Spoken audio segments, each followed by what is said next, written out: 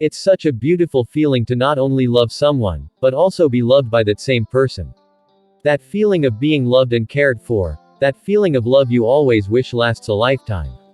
That feeling that makes you high in spirit, and drives you to want to do anything for someone. Yes, that state of feeling where every other thing doesn't matter to you, except for the reality of what you are presently feeling.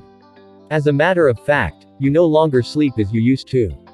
Even though you were not diagnosed with insomnia, you just can't bring yourself to sleep as you used to.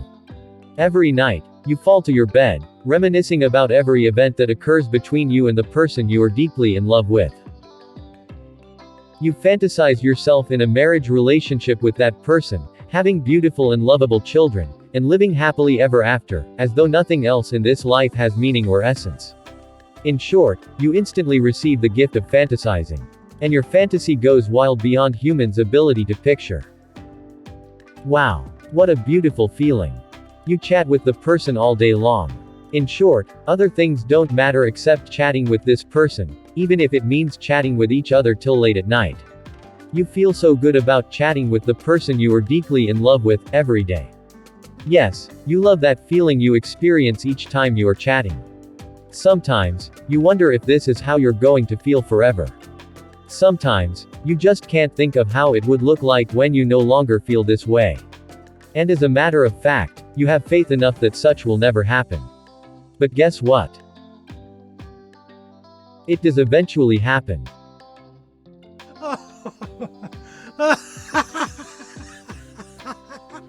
As funny as it is, in reality, it's absolutely not funny.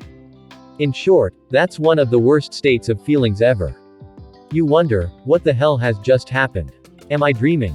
Tell me, is this a dream? How could this happen to me? What have I done to deserve this? Can I ever love again? What if I'm unable to recover? What if I am unable to love again? And what ifs? If you are a teenager watching this right now, I want to believe this is one of the stages of life most, if not all, teenagers pass through, during their teenage years. Perhaps you can relate. And as to whether or not you've gone through this experience before, the reality is that, relationship is not meant for teenagers. Teen years are between the ages of 13 to 19. Yes, I know there are some countries where you are considered an adult when you clock 18. And this automatically gives you the impression that you are ripe for a relationship, and can do whatever you feel like. And this, with no doubt, will make many of you have a challenge accepting the fact that relationship is not meant for teenagers. But I'm 18 now, you may say. Yes, I know you are 18, and that's never the basis for measuring if you are ripe for a relationship.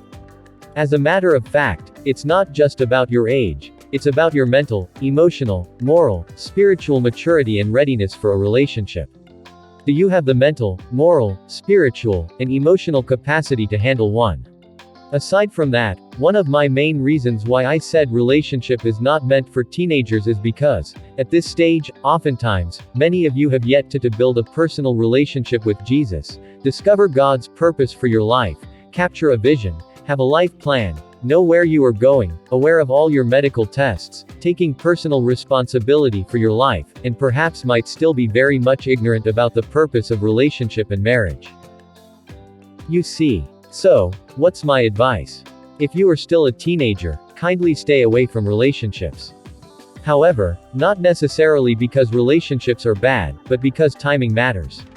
That is, you will never want to do the right thing at the wrong time. And that might lead to the abuse of what should have been a good thing to you. Just as the Bible declares in Ecclesiastes chapter 3, there is time for everything.